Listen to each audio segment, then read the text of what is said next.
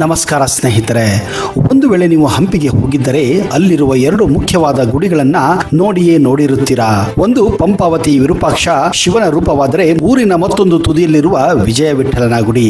ಪುರಂದರದಾಸರು ತುಂಗಭದ್ರಾ ನದಿಯಲ್ಲೇ ಮೆರೆಯುವ ಶೃಂಗಾರ ಮೂರ್ತಿ ಎಂದು ಹಾಡಿ ಹೊಗಳುತ್ತಿರುವುದು ಈ ವಿಜಯ ವಿಠಲನನ್ನೇ.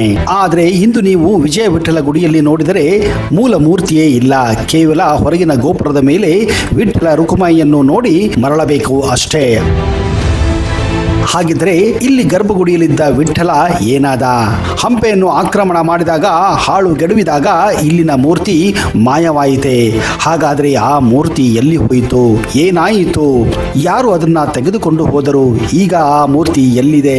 ಇಂಥ ಹಲವಾರು ವಿಷಯಗಳನ್ನ ನಾವು ಇವತ್ತು ನಿಮಗೆ ಹೇಳೋಕೆ ಹೋಗ್ತಾ ಇದ್ದೀವಿ. ಒಂದು ವೇಳೆ ನೀವು ಈ ಚಾನಲ್ ಅನ್ನ ಇನ್ನೂ ಸಬ್ಸ್ಕ್ರೈಬ್ ಮಾಡದೇ ಇದ್ರೆ ದಯವಿಟ್ಟು ಈಗಲೇ ಸಬ್ಸ್ಕ್ರೈಬ್ ಮಾಡಿ, ಜೊತೆಗೆ ಬೆಲ್ ಐಕನ್ ಕೂಡ ಪ್ರೆಸ್ ಮಾಡಿ.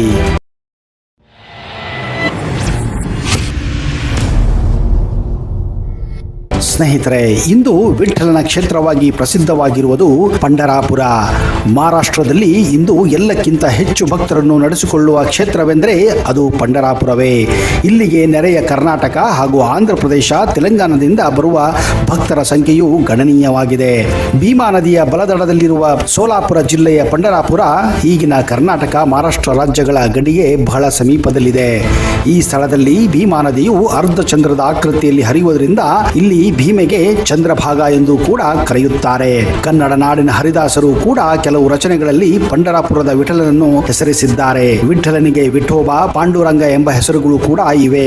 ಕೆಲವು ದಂತಕಥೆಗಳ ಪ್ರಕಾರ ಈಗ ಪಂಡರಾಪುರದಲ್ಲಿರುವ ವಿಠೋಬನೇ ಒಂದು ಕಾಲದಲ್ಲಿ ಹಂಪೆಯಲ್ಲಿರುವ ವಿಜಯ ವಿಠಲ ಮಂದಿರದಲ್ಲಿ ಇದ್ದನೆಂದು ನಂಬಲಾಗಿದೆ.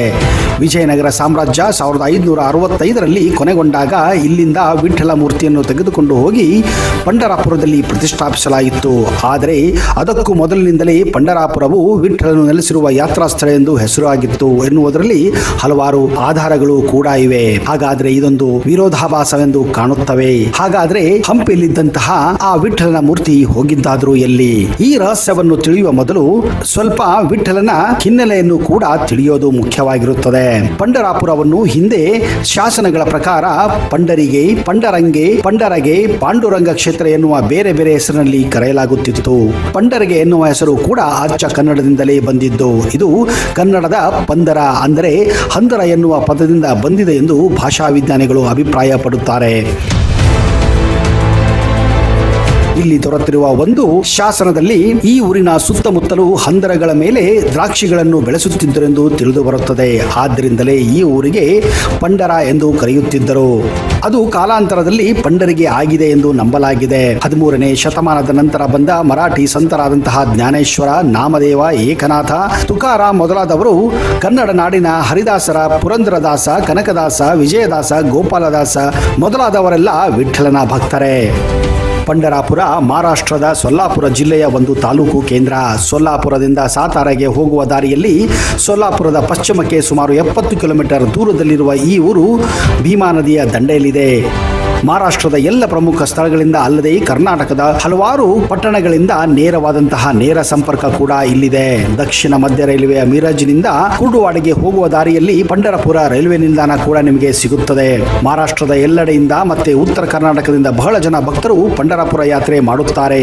ಪ್ರತಿ ವರ್ಷ ಆಷಾಢ ಏಕಾದಶಿಯ ಸಂದರ್ಭದಲ್ಲಿ ಇಲ್ಲಿ 8 ರಿಂದ 10 ಲಕ್ಷ ಜನ ಸೇರುತ್ತಾರೆ.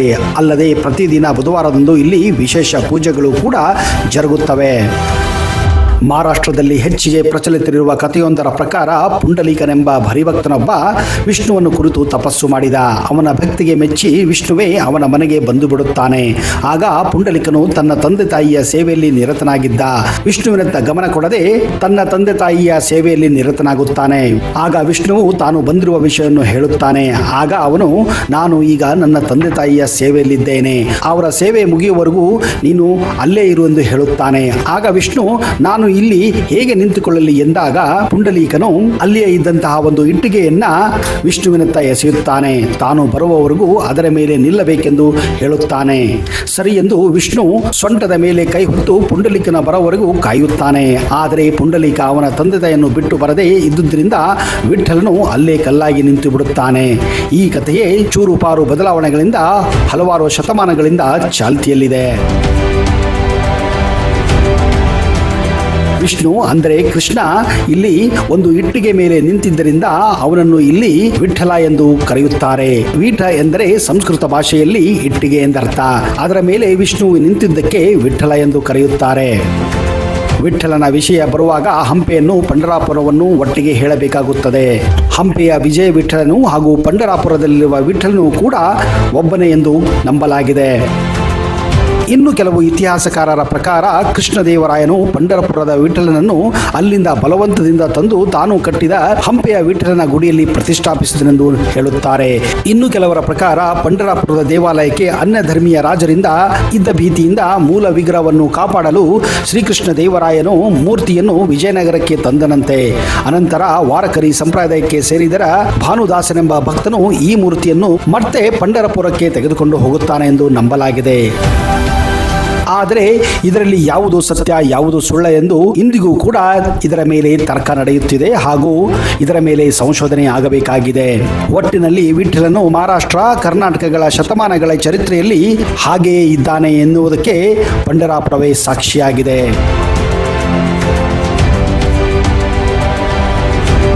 ಒಂದು ವೇಳೆ ಪಂಡರಾಪುರದಲ್ಲಿರುವ ವಿಠಲನ ವಿಗ್ರಹ ಹಂಪಿಯಿಂದ ತಂದಿದ್ದಲ್ಲ ಎಂದರೆ ಹಾಗಾದರೆ ಹಂಪಿಯಲ್ಲಿದ್ದಂತಹ ವಿಜಯ ವಿಠಲನ ಮೂರ್ತಿಯು ಎಲ್ಲಿ ಹೋಯಿತೆನ್ನುವುದು ಇಂದಿಗೂ ಅತಿ ದೊಡ್ಡ ಪ್ರಶ್ನೆಯಾಗಿದೆ.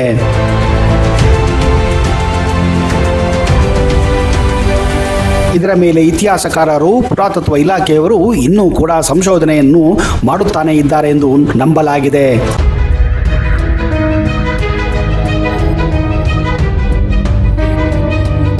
ಪಂಡರಾಪುರ ಮಹಾರಾಷ್ಟ್ರ ರಾಜ್ಯದ ಸೋಲಾಪುರ ಜಿಲ್ಲೆಯ ಭೀಮಾ ನದಿಯ ದಡದಲ್ಲಿದೆ. ಪಂಡರಾಪುರ ಸೋಲಾಪುರದಿಂದ ಸುಮಾರು 64 ಕಿಲೋಮೀಟರ್ ದೂರದಲ್ಲಿದ್ದರೆ ಹುಬ್ಬಳ್ಳಿ ಧಾರವಾಡದಿಂದ ಸುಮಾರು 316 ಕಿಲೋಮೀಟರ್ ದೂರದಲ್ಲಿದೆ. ಹಾಗೆಯೇ ವಿಜಯಪುರದಿಂದ 111 ಕಿಲೋಮೀಟರ್ ದೂರದಲ್ಲಿದ್ದರೆ ಕಲಬುರಗಿಯಿಂದ ಸುಮಾರು 198 ಕಿಲೋಮೀಟರ್ ದೂರದಲ್ಲಿದೆ. ಹಲವಾರು ಪ್ರವಾಸಿಗರು ಹಾಗೂ ಭಕ್ತಾದಿಗಳು ಹೆಚ್ಚಾಗಿ ಸೊಲ್ಲಾಪುರದಲ್ಲಿ ಇಳಿದು ಅಲ್ಲಿಂದ ಬಸ್ಸುಗಳ ಮೂಲಕ ಅಥವಾ ಟ್ಯಾಕ್ಸಿಯ ಮೂಲಕ ಪಂಡರಾಪುರಕ್ಕೆ ತೆರಳುತ್ತಾರೆ. ಪಂಡರಾಪುರದಲ್ಲಿ ಉಳಿದುಕೊಳ್ಳಲು ಹಲವಾರು ಹೋಟೆಲ್ಗಳು, ಯಾತ್ರಿ ನಿವಾಸಗಳು ಹಾಗೂ ಡಾರ್ಮೆಂಟರಿಗಳು ಸಹ ನಿಮಗೆ ಸಿಗುತ್ತದೆ. ಇಲ್ಲಿ ಪುಂಡಲೀಕ ಅಂದರೆ ತುಕಾರಾಮನ ವಂಶಜ ಬಾಹು ಸಾಹೇಬ್ ದೇಹಕೂರ್ ಸಮಾಧಿಗಳಿವೆ. ಗರ್ಭಗುಡಿಯಲ್ಲಿ ಶಿವಲಿಂಗವಿದೆ. ಇಲ್ಲಿಂದ ಕಿಂಚ ದೂರದಲ್ಲಿ ಮಾಧವ ಸಂಪ್ರದಾಯವಿರುವ ಮಠ ಕೂಡ ಇದೆ.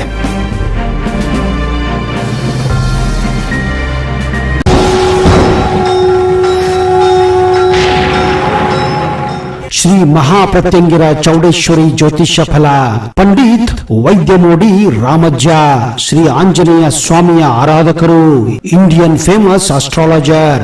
Get 100% solution to all your problems. Shri Pratyangira ದೇವಿಯನ್ನ ವಶಪಡಿಸಿಕೊಂಡಿರುವ ಏಕೈಕ ಜ್ಯೋತಿಷ್ಯರು ಪಂಡಿತ್ ರಾಮಜ್ಜನವರು. ರಾಜಮೋಡಿ, ರಕ್ತಮೋಡಿ, ತಾಳೆಗೆರೆ ಮತ್ತು ನಿಮ್ಮ ಧ್ವನಿಯ ಮೂಲಕ ನಿಮ್ಮ ಭವಿಷ್ಯವನ್ನ ನಿಖರವಾಗಿ ಹೇಳುತ್ತಾರೆ. ಫೋನಿನ ಮೂಲಕ ನೇರ ಪರಿಹಾರದಲ್ಲಿ ಓಪನ್ ಚಾಲೆಂಜ್. ಆಂಜನೇಯ ಸ್ವಾಮಿಯ ಅನುಗ್ರಹದಿಂದ ವಿಶೇಷ ಪರಿಹಾರ ತಿಳಿಸುತ್ತಾರೆ. ನಿಮ್ಮ ಒಂದು ಕರೆ ನಿಮ್ಮ ಭವಿಷ್ಯವನ್ನೇ ಬದಲಾಯಿಸಬಲ್ಲದು. ಇವರ ದೂರವಾಣಿ ಸಂಖ್ಯೆ 9008220252.